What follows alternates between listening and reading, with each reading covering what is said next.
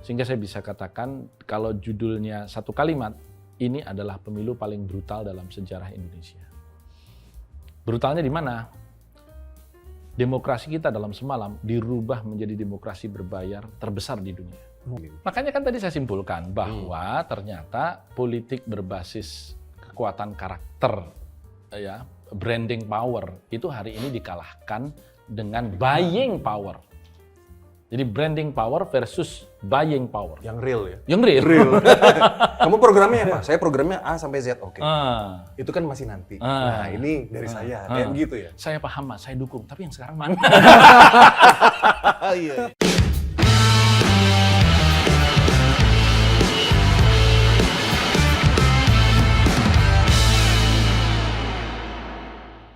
Mantap. The one and only Gus Romi. Gus. Ini kita terakhir ketemu sebelum coblosan. Sebelum coblosan. Nah, sekarang kita analisa dikit-dikit nih. Kita omong-omong dikit mengenai perkembangan terakhir nih, Gus. Apa tuh? Gue baca berita deg-degan juga ini. Ada ketua Bapilu sampean itu ngomong. Oh, iya. Namanya? Oh, yang Bang Sandi. Oh, oke. Itu dia bilang, P3 itu merasa terhormat jika diajak bergabung membangun bangsa. Nah, itu kalau menurut para pengamat tuh udah kode-kode tanda-tandanya jelas ya. tanda-tanda sesuai Tanda-tandanya jelas. dengan warna partai. Jangan lupa bahwa setelah Pak Sandi menyampaikan itu, sebenarnya di video itu beliau meneruskan, Oh, oke. menyampaikan bahwa ini pendapat saya pribadi. Ah. Tentu pendapat partai akan diputuskan dalam forum rapat pimpinan nasional partai dan ditindaklanjuti secara struktural kepada wilayah dan kepada cabang. Itu satu. Oke, itu satu. Yang kedua, ya kalau bilang P3 merasa terhormat bila diajak membangun bangsa. Membangun bangsa ini kan bisa dengan dua posisi. Bisa di dalam atau menjadi balance dari pemerintahan. Nah, jadi itu sama-sama membangun bangsa. Sama-sama terhormat. juga. Sama-sama Sama-sama terhormat. Gitu. Tapi mungkin Bang Sandi belum pernah ngerasain yang di luar. Oh, mungkin. Kalau P3 sih 51 tahun P3, 26 tahun P3 oposisi. Oh, beliau lagi masih jadi pengusaha. Iya. belum jadi politisi. Jadi sama politisi belum. Iya, Masih jadi belum. pengusaha. Makanya dia tebar bunga-bunga Iya. gitu ya. Oke. Namanya juga pengusaha. Namanya juga usaha. Nah terus Gus, ini yang seru lagi nih, ya kan? Ini ongkat angket. Nah, ini seru nih kita bahas sama. Tunggu dong, cerita Apa-apa? dulu. Menurut Gus, gimana nih sekarang nih? Situasi hari ini. Nah, setelah apa yang terjadi start- dalam pemilu gitu ya. Ini seru nih. Itu dong, kasih kita Begini. cerita sedikit Gus. Kita sama-sama tahu ya, saya kira para aktivis pro-demokrasi, budayawan, kemudian para intelektual, semuanya sama-sama bisa merasakan Oke. Iya. ya bahwa ada sesuatu yang salah dengan pemilu kita. Dan kalau kita mengurai apa yang ada di Dirty Vote, itu kan dengan ditonton jutaan ya. Saya nggak ngecek lagi, terakhir saya ngecek itu beberapa pekan lalu sebelum pemilu, persis kurang satu hari itu 7,7 juta. Iya. Sekarang saya kira udah lebih. 11-12 sama itu agak lain itu ada. Dia gitu juga. Jadi, terus apa yang disampaikan di Dirty Vote itu saya kira manifest semuanya. Akhirnya di dalam pemilu. Sehingga saya bisa katakan kalau judulnya satu kalimat, ini adalah pemilu paling brutal dalam sejarah Indonesia. Brutalnya di mana? Demokrasi kita dalam semalam dirubah menjadi demokrasi berbayar terbesar di dunia. Kenapa? Karena kemarin itu bukan pemilu, tetapi pembagian uang secara massal. Dan inilah yang yang merusak bagi siapa, demokrasi kita. Semua aktor yang memang memiliki kekuatan utamanya dari negara, itu melakukan pembagian uang secara massal. Kenapa saya bilang utamanya dari negara? Karena yang dibagi paling besar adalah bansos. Orang kemudian boleh mengatakan, loh bansos dari dulu Presiden sudah kasih. Programnya disetujui DPR. Dan ini Presiden juga bagi bukan kali ini. bukan karena kita anti bansos loh ya. Oh, kita Bukan, sangat kan? menyetujui bansos. Tetapi masalahnya politisasi bansosnya itu yang keterlaluan. Apa itu bentuknya? Pertama, ini kan tadi saya berbicara demokrasi berbayar ya. Apa bentuknya? Pertama, politisasinya dilakukan dengan melakukan pemindahan dari yang semula nomenklatur di bawah Kementerian Sosial digeser ke Badan Pangan Nasional. Ya. Sebuah lembaga atau institusi yang baru berdiri beberapa tahun dan belum memiliki pengalaman. Sementara Kemensos yang selama ini sudah memiliki data baseline tentang kemiskinan, Itu tentang aja masih siapa yang berhak, masih salah-salah, apalagi ini ya. iya, yang lama dan berpengalaman dengan segala macam instrumen dan punya baseline aja masih salah-salah. Masih salah-salah. Apalagi yang baru. Dan ini mengerikan lagi, saya tahu bahwa datanya mereka nggak punya. Akhirnya Itu mereka dia. asal. Itu dia. Iya. Dan kita bisa lihat kenapa kok dirubah. Oh, kalau kita lihat ternyata Menteri Sosial itu dari PDI Perjuangan, pengusung paslon 03. Kepala Bappenas itu dulu adalah Direktur Cipinang Food Station pada saat Pak Jokowi menjadi Gubernur DKI Jakarta. Gitu. Jadi memang ternyata ada panjang ini sejarahnya gitu ya. Apakah ada hubungannya? Silahkan penonton yang nanti akan melihat cerita lanjutannya. Satu. Kita cerita-cerita kan dia buktinya ini yang pertama kan. ya. Terus Yang kedua, kita lihat proses nominatif penerima. Itu bukan lagi dari Bupati Wali Kota, tapi turun dari langit. Gitu. Makanan surga turun ke bumi. Gitu. Itulah kenapa saya kemarin dihubungi salah satu ketua DPC saya misalnya tiba-tiba, Gus, itu yang terima itu bukan orang-orang yang layak untuk menerima. Beberapa bahkan orang-orang kaya. Ini gimana sih? Jangan-jangan ini memang desainnya untuk basis-basis paslon-paslon tertentu. Yang kedua. Makanya itu. Nah, itu yang kedua. Yang ketiga, timingnya. Dari dulu mah bansos itu dibagikan tiap bulan. 200.000 setiap bulan plus 10 kg tiap bulan. Kalaupun dirapel di akhir. Kenapa? Karena memang negara harus ngatur cash flow. Oh, negara belum punya duit di awal. Jadi taruhlah bulan ketiga. Karena pencairannya itu setiap tahun 4 termin. Artinya kalau Januari, Februari, Maret, taruh dong akhir Maret. Dan itulah yang biasanya. Tapi ini kagak. Awal Februari dicairin 3 bulan 600.000 gitu. Nah, akhirnya apa yang terjadi? Ya, akhirnya ini yang ketiga nih, baru yang ketiga. Nanti kita bicara.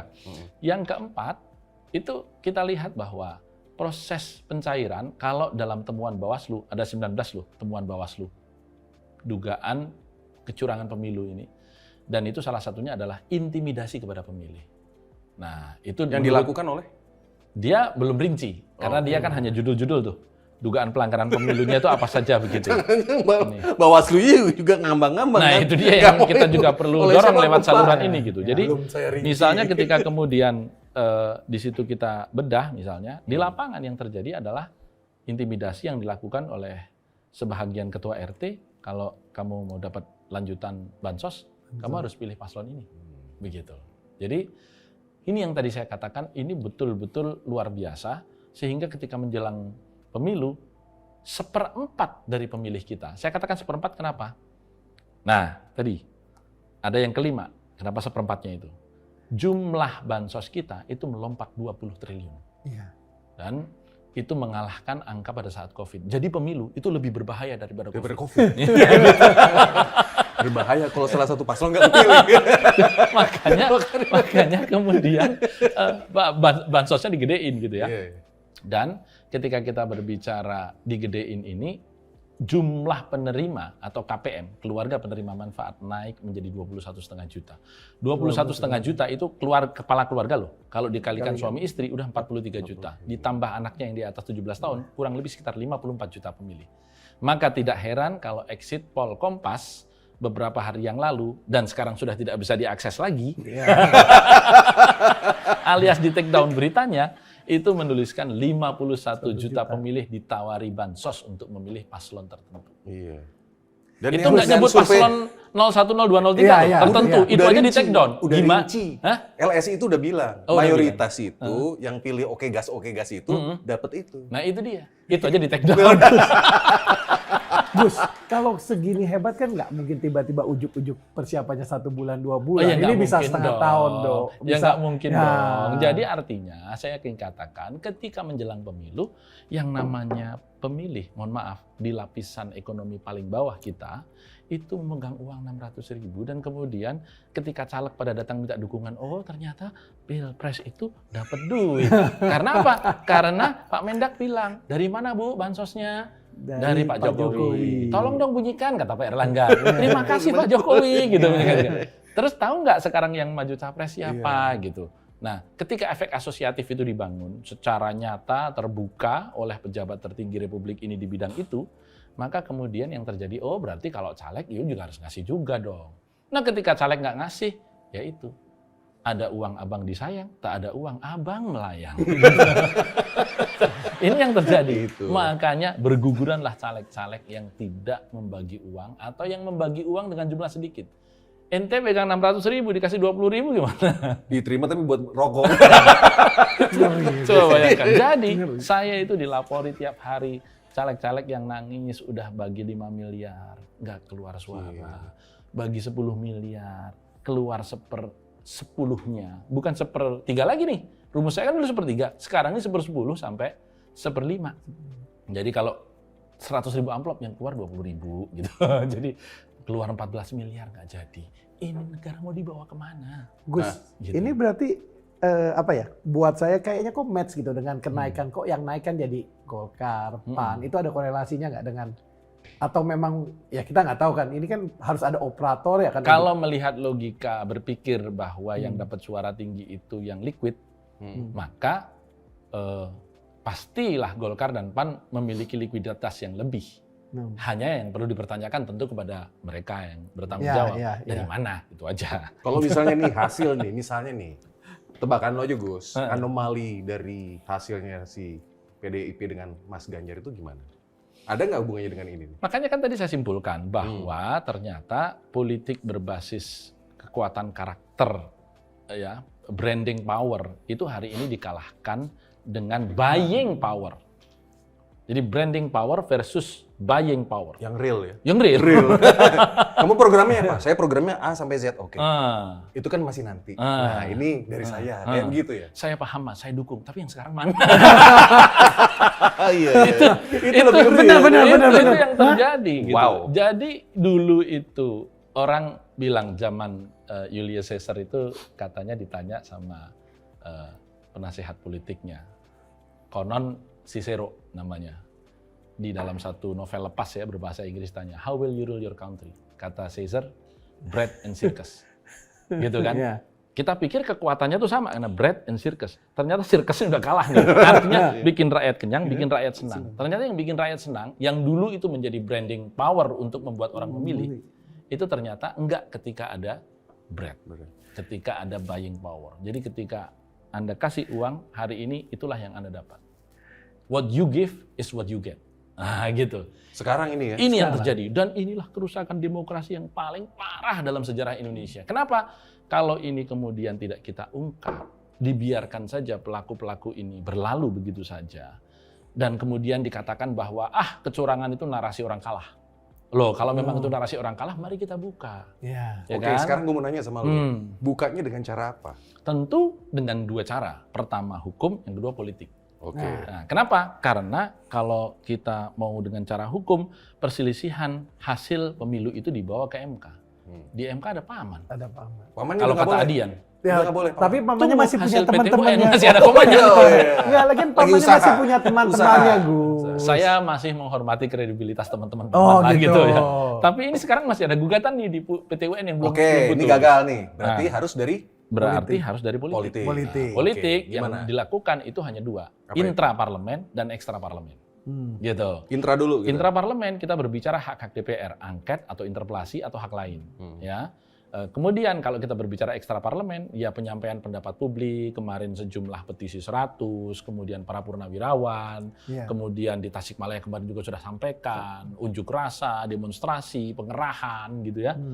Itu semuanya adalah bahagian dari ekstra parlemen. Tapi yang intra parlemen, kita tunggu tanggal mainnya 5 Maret ketika DPR memasuki masa sidang. Petanya Gus, menarik nih kalau kita bicara parlemen. Kalau kan? peta sederhana tentu yang merasa dalam tanda petik dikerjain ya tentu paslon yang menurut quick count kalah. Yaitu 01 itu dan udah benar 03. dikerjain tuh ya? Hah? Iya kan? Ya artinya kan kalau kita rasanya tanya, dikerjain ya? Iya. Ketika Mas Ganjar ditanya respon pertama, hari pertama setelah quick count itu mulai muncul, Mas Ganjar kan responnya sederhana. Kalian percaya suara saya segitu? Nah gitu. Nah, kemudian ketika kita berbicara paslon 01 kan juga mengatakan seharusnya kita angkanya pernah sampai 41% misalnya di dalam proses nominasi atau pemasukan angka di Sirekap misalnya. Nah, ini tentu kalau dihitung jumlahnya kan 314 versus 261 yang pengusung paslon 02. Di mana bedanya 53 suara. Idealnya. Itu idealnya. Nah, sekarang gue mau nanya dari sisinya P3 nih. Kalau P3, Kalau P3 gimana, ikut ngajuin atau enggak nih? kemarin saya tentu mohon petunjuk ketum dong. Oh iya. Nah, gimana Pengambil tuh? keputusan tertinggi adalah ketua umum. Heeh. Nah, beliau menyampaikan bahwa Mas, kita tetap dalam posisi mengangkat persoalan ini. Karena the show must go on, Republik ini berjalan dengan pemerintahan yang nantinya betul-betul disahkan sebagai pemenang oleh KPU, itu satu hal. Tetapi Oke. bahwa kecurangan ini jangan dibiarkan berlalu dan harus diungkap, itu hal lain. Dan inilah yang harus kita kawal. Supaya apa? Kalau kita biarkan pola pemenangan seperti ini, Mas Singgi, itu bisa direplikasi di pilkada yang di depan mata besok, Iya, 27 bentar November. lagi loh ini. Bentar lagi. 271 pilkada kabupaten, kota, dan provinsi. Wah, hancur-hancuran lagi. Kalau kemudian, oh iya ternyata cara kemarin efektif, boleh juga Oke nih. juga. Gua replikasi dengan mini Indonesia gitu. Jadi kan lebih gampang karena Iya, lebih kecil kan. Iya. Coba bayangkan kalau semua pilkada kita kemudian dilakukan dengan seperti itu. Makanya ini lebih ngeri lagi untuk 5 tahun ke depan dan entah 10 tahun ke depan semua akan seperti ini kan ngeri, Gus. Itu dia makanya Makanya. hak angket atau interpelasi ini Harus merupakan jalan. cara Iya. untuk mengungkap dan juga tidak perlu alergi. Kan kalau dikatakan terus untuk apa hak angket? Ya sudah, kalau memang tidak ada kecurangan, kenapa sih? Iya. Kenapa mesti takut? Kenapa mesti takut? Gitu. Iya. Semakin Anda menghalangi hak angket, semakin Anda menghalangi hak interpelasi, berarti ada udang di balik batu dong. Gitu. Nah, Iya. ini P3 mau ngajuin bareng si PDIP atau gimana? Karena kan kayaknya nih si... Kemarin hari Sabtu, rapat para ketua umum dipimpin langsung oleh Ibu Megawati dan para ketua umum mengafirmasi bahwa mereka tetap satu barisan, tetap solid, pendukung paslon 03 ini, dan membawa persoalan ini ke hak angket atau interpelasi di DPR. Tapi gue denger-denger, Gus, temanya masih belum sinkron. Antara misalnya yang mau diangket dari 03 itu apa, 01 itu apa, gitu loh. Ya kalau kita berbicara ilmu perang, musuhnya musuh lu itu kan temen lu. Harusnya. Seharusnya gitu. Jadi at the end sebenarnya meskipun 03 juga sudah punya strategi sendiri, amunisi sendiri, 01 juga punya, tapi kan at the end Ketemu we di share the same lapangan, goal, ya. yaitu menegakkan keadilan, membuka fakta-fakta yang selama ini dituduhkan sebagai itu narasi, itu kecurangan, itu bukan beneran, itu buatan gitu, bahasa orang kalah aja gitu. Nah karenanya saya pikir kalau dulu tahun 2019 Pak Prabowo sampai membawa persoalan ini ke Mahkamah Konstitusi, sampai kemudian mohon maaf ada korban jiwa yang kita prihatin ya, karena membela hal itu, tidur berhari-hari berkemah di depan MK misalnya, kemudian masa baru MK dulu ketika dulu saja MK, sekarang baru wacana interpelasi atau angket aja udah dipadem-pademin begitu. Dan Ini api juga belum juga menyala. Dan lagi ini kan konstitusional ini kan. Ini konstitusional. Iya. Daripada yang berkemah yang itu kan. Ini konstitusi. Yang sampai yang dulu itu zaman ambulans bawa batu itu kan. Itu dia Itu makanya. kan, iya kan? Iya kan? Ingat kan? Makanya menurut saya begini, mari kita sama-sama berpikir positif tentang angket atau interpelasi ini. Kalau kemudian nanti berujung kepada kan tentu tadi saya bicara politik, ada yang hukum tadi melalui MK. Katakanlah misalnya kemudian kita masih menyisakan kepercayaan kepada para hakim yang ada di Mahkamah Konstitusi ini, kemudian sampai pada pertama penghitungan suara ulang, atau yang kedua pemungutan suara ulang di sebagian TPS, atau pemungutan suara ulang di seluruh TPS misalnya, kemudian itu terjadi. Orang dan kemudian mengatakan itu pemborosan negara. Kagak, udah ada anggarannya putaran kedua kemarin, gitu ya. Ya. Udah ada anggarannya itu gitu. Jadi bukan pemborosan, memang sudah tersedia gitu. Hanya kalau kemarin nggak ada putaran kedua ada penghematan gitu. Tetapi kita kan berbicara terlalu mahal demokrasi kita yang kemudian dieksploitasi dengan cara-cara melawan peraturan perundang-undangan. Ini yang di forum ini Mas Inggi kalau ingat saya mengatakan dimulainya saja sudah pelanggaran terhadap konstitusi. Maka berikutnya pelanggaran terhadap aturan di bawah konstitusi pasti akan terjadi. Dan ini yang terjadi. Begitu. Mengerikan. Nah, Gus, ini gue mau nanya nih. Banyak orang kan di luar kan bilang, alah itu cuman akal-akalan aja itu buat memakzulkan presiden. Itu gimana tuh? Kalau ada suara-suara kayak begitu tuh? Dari sisi waktu, proses peradilan yang pada ujungnya adalah pemakzulan, secara teknis, birokratis, waktunya tidak cukup. Ya, artinya butuh beberapa bulan. Kalau saya tidak salah hitung, 8 bulan 8 bulan. proses itu. Sekarang tersisa pemerintahan dari hari ini 9 bulan. Jadi sebenarnya diproses untuk pemakzulan atau tidak, Pak Jokowi tetap akan turun tanggal 20 Oktober. gitu. Jadi itu yang menjadi catatan pertama. Yang kedua, kita mengejar dan mengangkat dan membuka persoalan yang selama ini dituduhkan sebagai itu narasi, itu wacana, itu isu misalnya gitu. Yeah. Bukan beneran. Nah ini sekarang kita angkat. Kenapa? Supaya pelaku-pelaku di lapangan ini, misalnya nanti kita panggil kepala desa yang disuruh untuk melakukan intimidasi. Kita panggil ketua RT yang terduga melakukan intimidasi. Mungkin ada aparat negara lain yang juga terekam melakukan intimidasi. Misalnya pada waktu itu ada di salah satu kabupaten Forkopimdanya terekam melakukan komunikasi untuk pemenangan dengan menggunakan tekanan aparat penegak hukum kepada kepala desa misalnya. Ini misalnya dipanggil semua oleh DPR dan kemudian mereka dalam tanda petik menyatakan kebenaran di situ dan mereka mengakui, kan harus ada sanksi yang begini-begini. Supaya apa? Supaya nanti ketika pilkada yang waktu dekat ini akan dilakukan terhadap separuh dari 514 kabupaten kota kita, itu tidak diulangi yang begini-begini. Sehingga demokrasi kita yang sekarang ini melenceng, itu diluruskan lagi. Tapi secara secara politis bisa nggak akhirnya misal membatalkan pemenang ini? Kalau secara politis gitu, kalau politik itu di Indonesia prakteknya di atas hukum. Jadi seharusnya bisa dong kalau ternyata prakteknya di atas terbukti hukum. bahwa... Kenapa saya katakan prakteknya di atas hukum? Undang-undang dasar saja kalah dengan putusan MK. Artinya jangan mengatakan hukum itu harus tetap berada di atas politik. Kagak. Presiden sudah menyontohkan bahwa keputusan politik itu pada akhirnya di atas hukum. Gitu loh. Jadi kalau kemudian nanti di DPR ini bolanya bisa kemanapun, ya jangan salahin.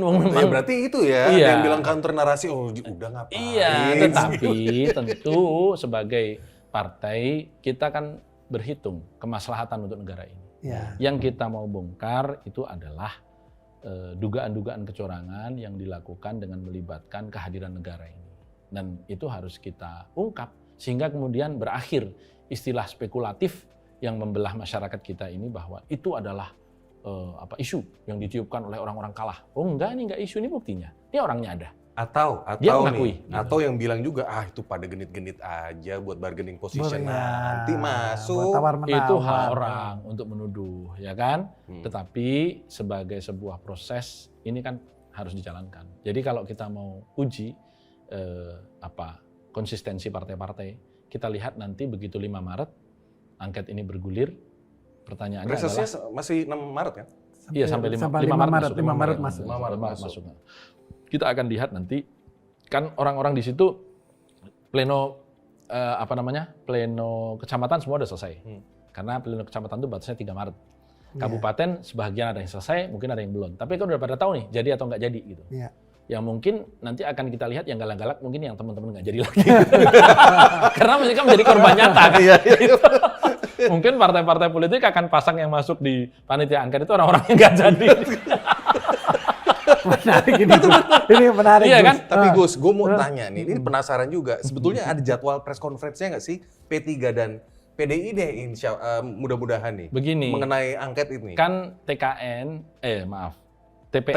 ya itu akan berakhir tugasnya 20 Maret. Oke, 20 Maret nih. Dan sekarang tim transisi sudah dibuat. Sebenarnya itu adalah tim hukum. Sekarang tim hukum sedang mengkoleksi semua dugaan kecurangan. Berikut buktinya. Karena kita berbicara validitas. Ya, bukan hanya sekedar tuduhan, bukan hanya sekedar sharing TikTok atau sharing video gitu. Oke, gas. Gitu loh. Artinya kita butuh memmaterialisir kan. Karena itu berbicara di forum konstitusional. Tentu harus berbasis fakta dan data, bukan berbasis propaganda atau bahkan sekedar buatan belaka gitu. Maka ini yang sedang dilakukan, termasuk merumuskan kalau mau angket apa sih yang mau diangketkan. Apakah itu bicara melulu bansos atau mau ada perluasan di luar bansos atau ada hal lain lagi gitu. Nah itu dia kan yang ini sekarang kan sedang dirumuskan. Misalnya bansos misalnya nih, Mensos juga bisa juga kan dipanggil juga kan. Iya kan. Nah itu dia. Bisa dipanggil. Menteri Keuangan pun juga dulu bisa. Waktu saya jadi anggota Pansus Senturi 2009, Wapres Budiono dipanggil. Wapres. Gitu. Jadi ya menurut saya sih siapapun bisa dipanggil atas nama Pansus ini dan buat saya inilah bahagian dari pendewasaan demokrasi. Ada hikmahnya pasti karena orang kemudian secara publik melihat ternyata mekanisme checks and balance di DPR itu masih ada. Si jalan. Bahkan itu dilakukan oleh partai-partai yang sekarang juga masih ada di dalam pemerintahan. Saya misalnya kemarin salah satu televisi menanyakan kepada saya, ini nggak konsisten dong, P3 sekarang masih ada 2 menteri dan 1 wakil menteri, masih ada 1 utusan khusus. Masa sekarang kemudian mengkritik kebijakannya presiden sendiri? Loh, memang yang minta cara bermainnya seperti ini, itu Pak Jokowi. Kan Pak Jokowi yang nempatin. Lu Caimin ada di 03 ya, gitu. Ada yang di 01 ya.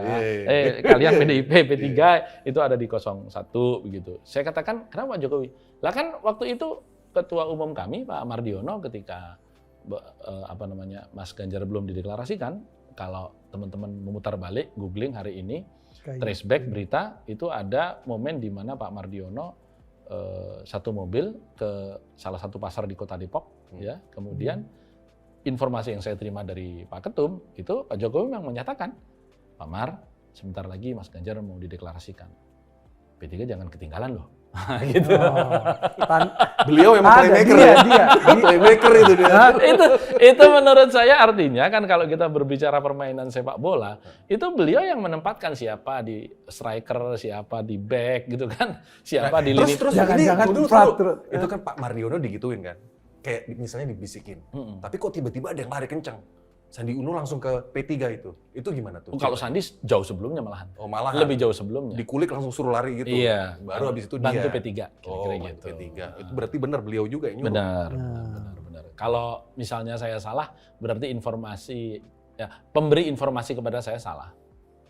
Gitu. Bukan saya yang salah, pemberi informasi kepada saya. Ini kayaknya pertandingan yang peraturannya dia yang bikin, wasitnya dia yang bikin. Pokoknya seperti yang saya bilang, penulis skenario, sutradara, aktor sekaligus director of photography gitu loh.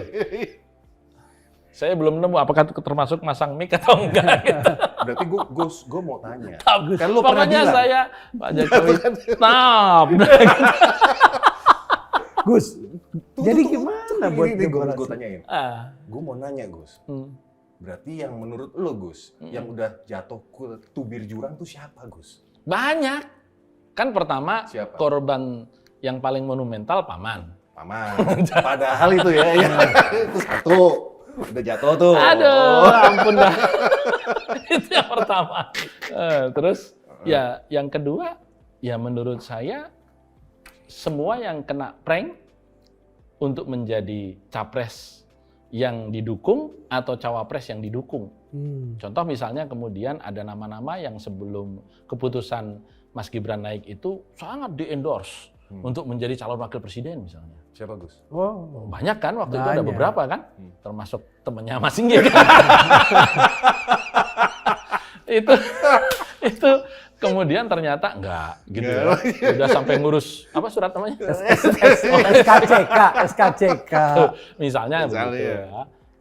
Terus kemudian yang ketiga ya capres, termasuk misalnya hari ini kita berbicara bahwa Pak Jokowi pernah memberi isyarat yang sangat lugas mengatakan pemimpin Indonesia besok itu yang rambutnya sampai berwarna putih. Gitu. Berkerut jidatnya dan seterusnya. Jadi menurut saya banyak sekali yang sudah kena permainan di tubir jurang. Saya juga pernah ditanya sama media, jangan-jangan P3 juga termasuk yang kena prank. Loh, kalau yang kena prank itu banyak, kenapa saya nggak mengakui kita juga sama kena pranknya gitu. Cuman kan seperti yang saya katakan, kita berhadapan dengan pemain politik paling ulung setelah reformasi. Jangan-jangan pemain yang paling ulung sepanjang Indonesia ini ada gitu. Ini menurut saya adalah pelajaran politik yang paling bisa digali kalau bahasa takdir itu khairihi wa syarrihi. Apa tuh Gus? Bagusnya maupun buruknya. Jadi, ini menurut saya ini pelajaran. Makanya gitu ya. ini kalau kita bicara demokrasi ya dengan seperti ini, gimana? Ini kan jadi menarik bahwa demokrasi contohnya nih untuk negara-negara lain aja kayaknya bisa nih ikut Indonesia nih demokrasi cara ini. Pertama negara lain harus belajar ke Indonesia sebagai negara dengan money politik tertinggi di dunia. Nah, gitu. Jadi demokrasi ini belum jadi ada dihitung nih. ini. Ternyata kalau pendapatan masih sekian, angka sekian masih berlaku gitu. itu negara lain bisa please come into Indonesia and learn from us gitu ya. Kemudian yang kedua kita berbicara tentang bagaimana kehadiran negara itu bisa digunakan untuk mengakali demokrasi. Dan ini yang mengerikan kan Gus? Mengakali, ya, gitu. Berarti ada aktor yang mengakali dong, Gus. Kalau lu udah bisa ngomong mengakali demokrasi. Ya kan nggak bisa auto akal. Nah, kita bisanya cuma yang ketawa-ketawa aja. Iya, ketawa aja. Mau Ya. gimana ya kan? Mengetawakan kesalahan dan kekalahan itu tanda Iya. kita masih sehat. Iya. Gitu. Kalau kita itu saja sudah nggak bisa, masa begitu aja kagak boleh. Gitu. Orang menang itu nggak boleh protes dia apa-apain. Gitu. Iya. Tapi yang gue bingung, Gus, orang menang kan harusnya gegap gempita gitu ya. Iya. Tapi ini kok kayak diem-diem aja. Jangan-jangan ini bukan people's champion dong. Menurut Gus gimana? Atau jangan-jangan di sana sudah ya banyak yang seru-seru sendiri tuh. Maksudnya? Kan mereka kan besar. Ya mereka kan perlu juga, kan kursinya kan terbatas. Oh, gimana menurut lo? Menurut saya karena disibukkan memikir program makan siang gratis. Pusing itu. Oh, tapi sekarang malah yang bilang. Coba. Menteri Kesehatan tuh, Budi Gunadi kan ditanya wartawan tuh, ya kan? Iya. Itu sekarang per orang itu 15.000, dia bilang gitu. Iya, sekarang kamu coba, menurut kamu yang 15. yang kenyang di mana? Kalau di Jogja masih bisa, katanya gitu. Kalau per kepala cuma 15.000 kan. Itu dapat apaan? Saya terlepas dari bahwa ini program Pak Prabowo ya, saya ingin menyerukan melalui forum ini. Kan kalau kita menjadi oposisi itu tidak harus selalu mengkritik dengan menyerang menjatuhkan, bisa juga memberikan usulan dong, karena kita kan harus solutif. Saya usulkan agar kalau program makan siang gratis ini dilakukan, Pak Prabowo, saya usulkan supaya Pak Prabowo menjadi pahlawan UKM, jangan disentralisasi pengadaannya. Jangan kemudian mie di-drop oleh pabrik tertentu, minyak goreng di-drop oleh pabrik tertentu, kemudian misalnya daging ayam dipasok oleh perusahaan tertentu, raksasa-raksasa ayam di Indonesia misalnya. Jangan. Kenapa? Dengan distribusi 2-3 dapur per kecamatan, kalau itu dilakukan, saya khawatir akan banyak kasus keracunan. Basi, ya, betul. kontrol quality. Ya, Saya ini quality pernah control punya bisnis 3 restoran. 3-tiganya bangkrut begitu ya. Jadi saya tahu betapa susahnya bisnis makanan ini. Tidak semudah yang kita Jadi dioper yang udah gitu. eksis aja gitu. Saya Menurut berharap Gus Pak gimana? Prabowo umumkan, warteg se-Indonesia, UKM. daftar UKM. Anda UKM. kepada pemerintah berapa kapasitas produksi Anda setiap hari. Kami memiliki angka 15.000, menu apa yang Anda bisa suguhkan. Dan kapasitas warung Anda berapa orang. Letaknya di mana. Dilakukan audit, baru kemudian warteg A, you punya porsi 100 orang sehari. Warteg B, you punya sekian. Itu Pak Prabowo akan menciptakan captive untuk UKM dan akan menjadi pahlawan UKM. Ya itu benar juga, iya. Ya kan? Iya. Fair dong. Fair. Kalau kemudian ada keracunan, ada apa, kontrol kualitinya jelas. Emang cuma warteg itu. Benar. Gitu. Tapi kalau pengadaannya disentralisasi, kita nggak tahu nih minyak mana, apakah minyak yang bikin kembung, apakah mie yang bikin basi, Atau kita nggak tahu gitu. Jadi ini seruan terbuka sebagai solusi. Nah, Gus, ini terakhir nih. Lo kan terkenal dengan analisanya. Sekarang kita coba menganalisa peran Pak Jokowi ke depan itu.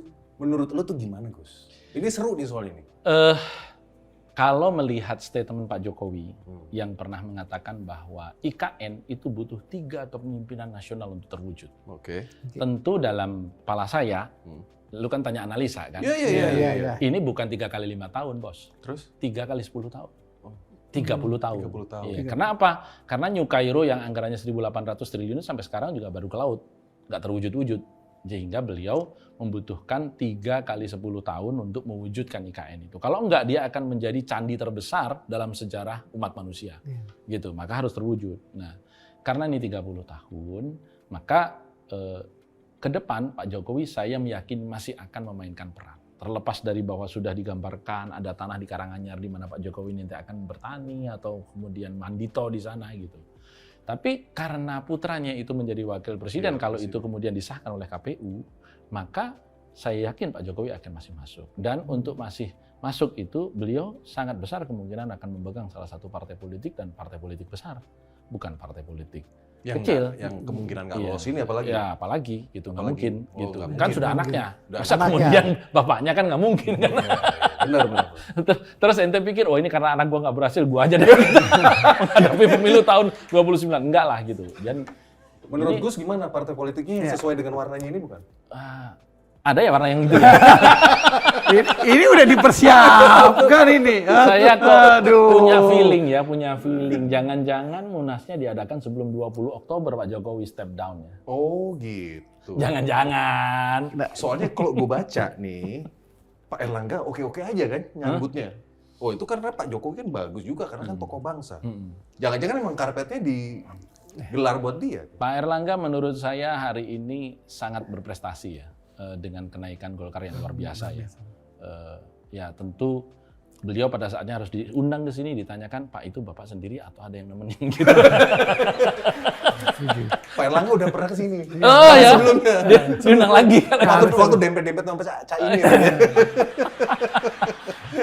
itu analisis ya. Analisis. Dengan segala hormat saya kepada teman-teman dimanapun ya itu bisa salah begitu. Oke, terakhir mau pesan-pesan apa Gus? Silakan, terserah. Mau buat kader, mau buat apa siapa tuh, monggo. Saya berpesan bahwa di dalam proses perjalanan politik nasional itu pasti ada ups and down. Dan menurut saya pemilu 2024 itu adalah very very down. Karena itu sebagai bangsa kita harus tetap optimis, menatap ke depan dan selalu berprasangka positif, termasuk kepada partai-partai pengusul hak angket dan interpelasi. Jadikan ini sebagai pelajaran bahwa itu harus dilalui dan pada akhirnya kita akan menemukan Indonesia yang sejati. Udah? Sudah. Oke, mudah-mudahan P3 lolos. Amin ya Ya kan, Rabbal 4%. Alamin. Amin. Udah boleh amin. Oh, boleh. Dulu boleh. kabur. Alhamdulillah, amin. Sampai ketemu lagi di belak-belakan. Ciao.